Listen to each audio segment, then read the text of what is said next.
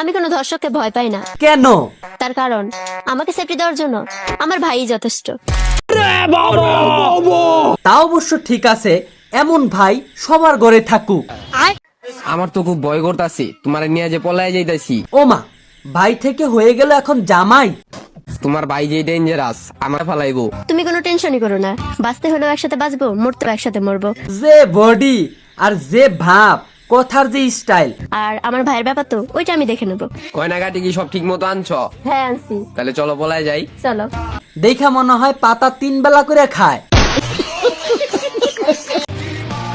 ভাই ভাই এই পর আমার উল্টা পাল্টা বুঝায় ভাগাই নিয়ে যেতেছে। কি কস, তুই কি সত্যি কইতাছস? হ্যাঁ আবার বলছে আমার গয়নাগাটি নিয়ে আসতে, তুমি সারা মেরা। আহারে বেরি স্যাড, মেয়েটা করে বেইমানি হলো। পোলা পাং মায়ায় পড়া বাদ দে, ক্যারিয়ারে ফোকাস দে, জীবনটা সুন্দর হইব। অসাধারণ অসাধারণ, মানে কি একটা মোটিভেশন ভিডিও রে, বাপ রে বাপ।